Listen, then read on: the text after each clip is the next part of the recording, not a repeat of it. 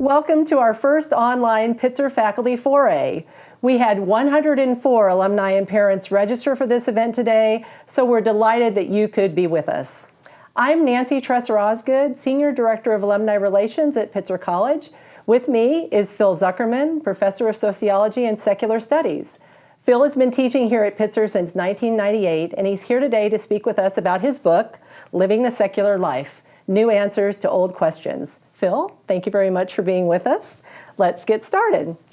Our first question comes from a viewer who is named Jerry Johnson, and he'd like for you to explain how or if secularity and spirituality can coexist.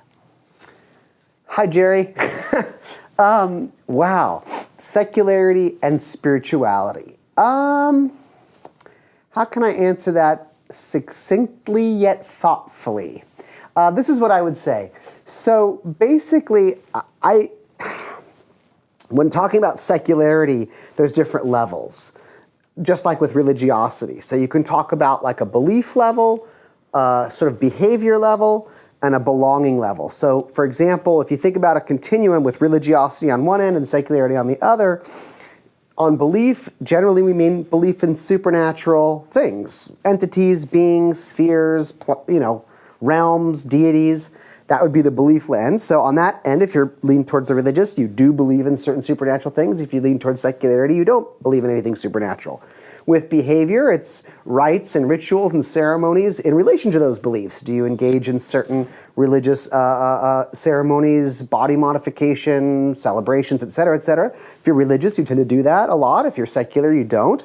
And finally, belonging. Do you identify with a religious group, movement, or denomination, or congregation? And so what I would say is, with spirituality, that's kind of throws a different angle in there, because most people that identify as spiritual would say, well, I reject the belonging. I don't belong to a religion. I don't identify with a religion. And they also might not like traditional religious rituals or ceremonies. They don't have any need for a mass or a bar mitzvah or anything like that. But it's the belief realm where spirituality is different, because what people who are spiritual tend to say, I don't want to speak for all spiritual people, is that they may not accept the traditional standard beliefs of most religions, so they reject the dogmas and creeds and declarations of all the religions in the world, yet they still maintain a certain personal connection to something bigger than themselves. They don't necessarily want to call it God. Maybe they call it something else. Maybe they call it an energy, a life force, something resembling yogurt, but not quite. I mean, they don't quite define it, but it's something that connects everything. If that belief is supernatural, in other words, if they say that there's something beyond the natural world, well, that's not a secular orientation. That would then be a religious or spiritual orientation. If that something else is completely natural, they feel like it's something that can be observed and measured through empirical means, well, then it's a secular belief. So, for example, if someone's spiritual connection is to nature, to trees, to air, to the energy that people's bodies give off in the form of heat or whatever, or static electricity, then it's a secular spirituality. If that something out there is beyond time and space and matter, and thus I don't know what it is, but it's something else, it would be more spiritual. So what I would say is, yes, secularity and spirituality can kind of dance together, but depending on the level you're talking about. So secular people can reject organized religion. In that sense, spiritual people can reject organized religion. In that sense, they're akin to secularity.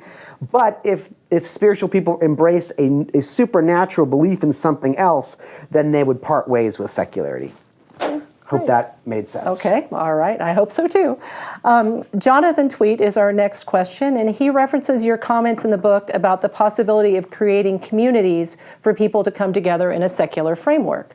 Today, there are several places where non-believers can find community, and he wonders if you could comment on those. For example, he's thinking of Unitarian Universalists, humanist groups such as Harvard with Greg Epstein and Yale with Chris Stedman, Sunday Assembly, Oasis, and various atheist organizations.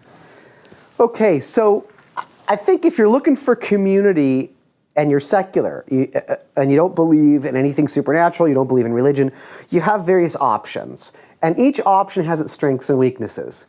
So one option is to join a religion that does not require you to hold strong beliefs and may not even ask you about your beliefs. So, for example, many Unitarian Universalist congregations don't, the hymns are about the morning dew on the grass. They're not about the Virgin, or, the songs are in a sense naturalistic and secular, and no one really asks you about your personal relationship with God or Jesus or whatnot. So if you can find a Unitarian Universalist congregation, I think that's a great option, because you get all the good that comes with being part of a religion. You get the community, you get the rituals, get some feedback here. Awesome. You get traditions and all those good things, but you don't have to have the supernatural beliefs. I think Silent Friends, Quaker meetings are really a good option there as well. Then you have another option is, like Mr. Tweet said, these new humanist, atheist congregations like Sunday Assembly and so on and so forth. I think those are great, especially if you feel like you need some refuge from if you're in a part of the country, for example, where everybody's really religious and really involved in religion, and you want a place to sort of find comfort and shelter. I mean, if you're living in a secular part of the country, if you're living in Berkeley, or you're living in Burlington, Vermont, or Bainbridge Island, where religion isn't too strong, you probably don't feel that need. But if you are living in a part of the country where your neighbors and colleagues and coworkers are all religious, it's nice to have that kind of distinctly atheistic or humanistic congregation. I think the strengths are you're there with a lot of like-minded people, there's a lot of good energy. I think the weakness is they're new, so you don't feel that sense of heritage or tradition, that you're not linking to something that your parents and grandparents were involved in. So there's a kind of novelty to it that appeals to some people, but to others just doesn't quite feel right.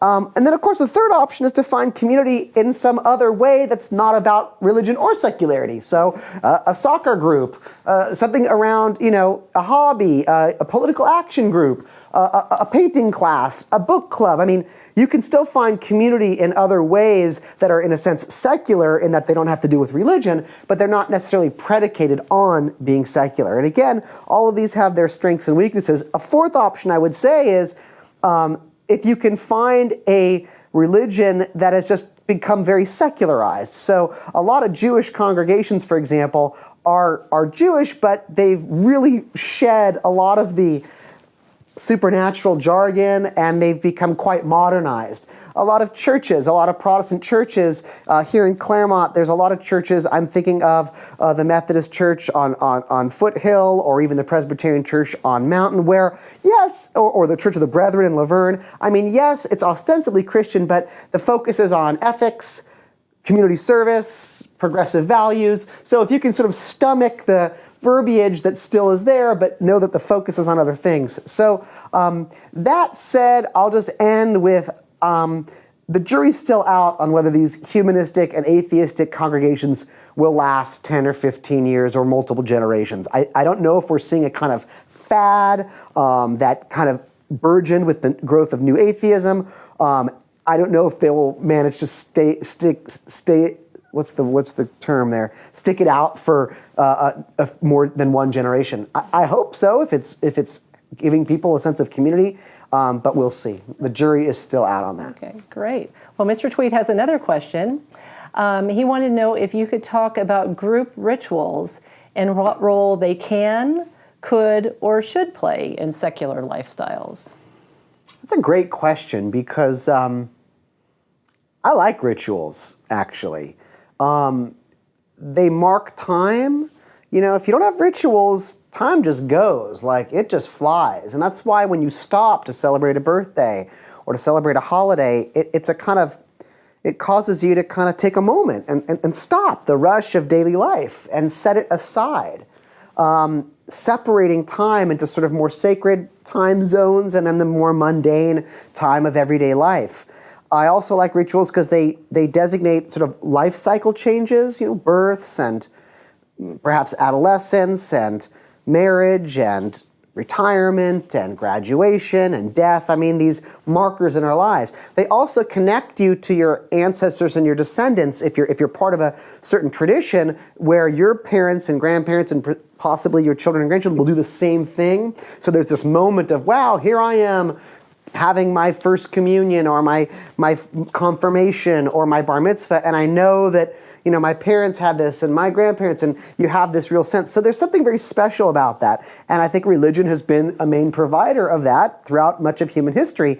And when that goes away, I think it's a real loss. The problem is if you don't believe the content anymore, then you're kind of stuck saying things you don't really believe. And that can feel okay for some people, and for some people that really feels wrong. I know, so what do you do? I think for secular people, I think ideally we want to keep, first of all, there's a lot of secular rituals. So I already mentioned some, birthdays, Thanksgiving, graduation. I mean, there's a lot of ways to mark time that don't have to refer to God or a Lord. Certain sports events or rituals, certain musical events. Yeah, I mean, there's many secular rituals that you can have, that you can share, that are multi-generational. I mean, 4th of July was very magical for me as a kid, and then I was able to transfer that to my children, and there's a real connection here. There's certain specific things you did. But I also think there's room to secularize religious rituals. My children had secular bat mitzvahs, so they studied Jewish history, they learned some lessons from Jewish tradition, but they didn't have the ceremony in a synagogue. They had the ceremony here at Pitzer, at the Grove House, outside. They read some ancient Hebrew, gave a talk about what they read. It was quite critical of the talk, but it still was getting it. My one daughter was talking about vegetarianism, my next daughter was talking about feminism in relation to these ancient texts, sang some Hebrew songs, but jettisoned anything they didn't believe or agree with. And it was really wonderful. It was a wonderful ritual, wonderful ceremony, and still linked them to a certain tradition and heritage. So, and the problem is, I think some secular people are trying to sort of create secular rituals out of thin air. And you can do that. All rituals are constructions. They're all inventions. The 4th of July was kind of created. Thanksgiving was just created. So it can happen, but I do think it's hard to get them to hold again. So I know some folks in New Jersey started something called Human Light, which was during the winter solstice. You gather and you light candles and you sing songs and you talk about certain values. And they're trying to they're hoping it spreads, but I don't know if it will or not. Again, we'll have to just wait and see. Okay, great. Thank you. Well, as a parent, I was especially intrigued by your chapter about raising children. And you've managed to navigate with relatives who have strong religious beliefs and go through those rituals and manage to remain true to your values. In the book you write, this is a quote, "It is a large part of what parenting is all about, to nurture and produce children whom we hope will eventually go on to exhibit the best in human potential," unquote. So can you share advice for parents who are helping their children understand and appreciate these various traditions? Oh man, that's a big one. Well, number one is honesty. So you want to be honest with your children and authentic. I think children sense a lack of honesty and a lack of authenticity just naturally and automatically, and I think it's damaging when you are inauthentic and disingenuous and dishonest with your children in any realm about anything. So when it comes to religion or spirituality or secularity or humanism, you have to honestly answer their questions, and you have to honestly speak about what your values are and what your beliefs are. And the dilemma is, the paradox is that religious parents want their children to know about Jesus' blood or Muhammad's miracles or Moses' teachings. They want their children to be part of the faith, and they see that as a good thing. They see that as morally and ethically sound to raise your children in a religion because, heck, it can save their soul down the line or whatever. When you're secular, you see that religious indoctrination as just that, indoctrination. So you're sort of skeptical of religious parents that impose their religion on children, and secular parents, they don't want to, quote unquote, commit the same crime. So now you're stuck in a paradox because you feel badly like telling your children, there's no evidence for a God, or, the Gospels were all plagiarized and made up, and, the Quran is not empirically sound or whatever it is. And so you feel badly imposing your worldview, but it's unavoidable. You're going to impose your worldview on your children no matter what. So you may as well do it honestly and directly and hopefully respectfully. So honesty is number one. And number two, I think it's to try your best not to disparage religion.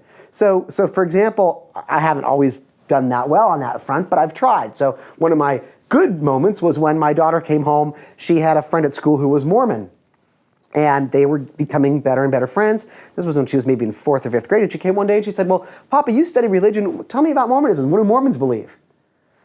Well, I got a lot to say about that. I think Mormonism is just so blatantly false and fabricated, and I can walk my daughter through all the sources and all that stuff. But I didn't want to do that. So I said to her, well, I can tell you about the history of Mormonism as I understand it, but my first question is your friend nice?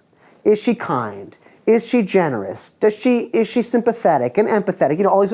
And she kept saying yes, yes, yes, yes. And I said, well, Ruby, that's the most important thing. The most important thing is how people behave, not what they believe. So I could tell you, Mormons believe this and this and this, but people's actions is what really counts. And, and I tried to emphasize that, and then she still wanted to know about Mormonism, so we watched the South Park episode, but which kind of did it for me. But, so I try to highlight the good in people and in religious traditions, and I try to say that there's different ways of being Christian, and different ways of being Muslim, and different ways of being Jewish, and there's good and bad and everything. And the point I would make is, I believe that religions are human constructions. So, and I believe humans are ultimately good. We have a lot of demons and darker sides to our nature, but I think primarily we are cooperative and pro-social, and we've evolved to be empathetic and kind. So all religions, if they're created by people, are going to have those good things in them as well. So yeah, honesty. Tell them that it's more important what people do than what they believe. Don't get hung up on the beliefs too much. And all religions contain a lot of good. Right. And that's what I try to do as best I can. Well, I think you talked about the golden rule, if I'm recalling, Yeah. So that seems to kind of be this overlay almost of, religion and secular traditions that, do unto others as you want to have done unto yourself. And I think it's a universal ethic you find in ancient China, ancient India, ancient Egypt, all over the world. And it's articulated in the Gospel of Matthew, and it's articulated in ancient Jewish writings and Muslim writings. I mean, yeah, that kind of treating people the way you would want to be treated, I think, is universal. Secular and religious can all kind of agree on that one. Right. Okay, well, the final chapter of your book is titled Autism, and just so our viewers know, A-W-E-I-S-M. And you write that at root you are an awist. Yes. I love that. Oh, so can you you tell us a little bit more about what makes you an awist and how you nurture that part of yourself? I'm so glad, because when my book was reviewed in the New York Times, the reviewer hated autism, and they were just like, oh, that's so dumb.